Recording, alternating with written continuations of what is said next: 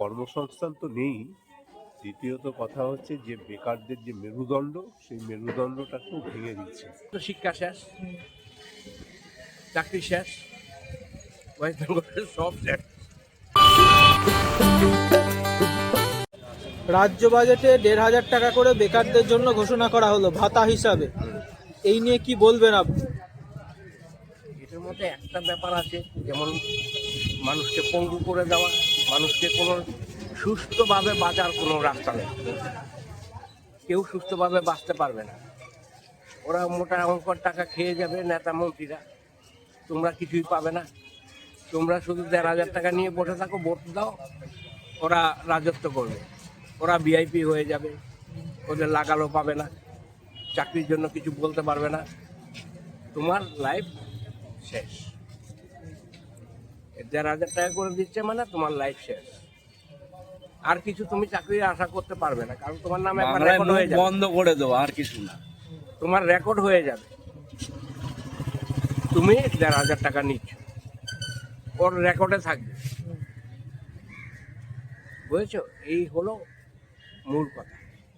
এর থেকে বাঁচার উপায় জনসাধারণকে বেছে বের করতে হবে, ওরা যাতে বাঁচতে পারে, এই রাস্তাটা ওদের বের করতে হবে, সঠিক সিদ্ধান্ত নিতে হবে। একটা নেতা মন্ত্রী লেখাপড়া জানে না, লিখতে কলম ভেঙে ফেলে, ও নেতা হয়ে বসে আছে, ও দেবে তোমার সার্টিফিকেট, তুমি বিএ পাস করেছো, তোমার সার্টিফিকেট ও দেবে। এমনি তো শিক্ষা শেষ, চাকরি শেষ, ওয়েস্ট বেঙ্গলের সব শেষ। এখন ছোবরাটা পড়ে আছে ঋণের বোঝায়। তুমি মোটামুটি ৮০,০০০ টাকার দেনায় আছে। একটা বাচ্চা জন্মাইলে ৮০,০০০ টাকার দেনা হয়, যা ঋণ পড়ে গেছে।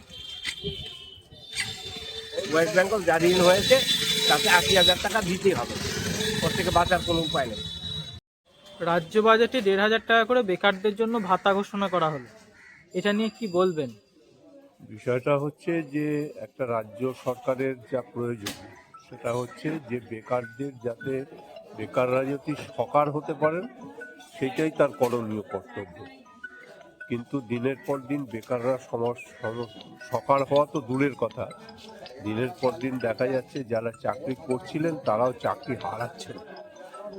২৬,০০০ সরকারি কর্মচারী, শিক্ষক, তারা রাস্তায় বসে দিনের পর দিন আন্দোলন করছেন। তাদের মানে স্বীকৃত দাবি, সেই দাবি ফিরে পাওয়া যাবে।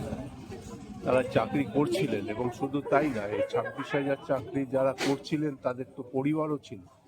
সেই পরিবারে অন্তত আমরা যদি ৪ জন করেও ধরি, তাহলেও ১ লক্ষর ওপরে তার উপর নির্ভরশীল। অতএব এই মানুষগুলো বেকার হয়ে গেলেন। সেইখানে দাঁড়িয়ে ১৫০০ টাকা বেকার ভাতা দেওয়া মানে হচ্ছে যে মানে কর্মসংস্থান তো নেই, দ্বিতীয়ত কথা হচ্ছে যে বেকারদের যে মেরুদণ্ড, সেই মেরুদণ্ডটাকেও ভেঙে দিচ্ছে। অর্থাৎ এই পদ্ধতি যদি চলতে থাকে তাহলে পশ্চিমবঙ্গ আগামী দিনে অত্যন্ত ভয়াবহ পরিস্থিতির মধ্যে পড়বে, এতে কোনো সন্দেহ নেই।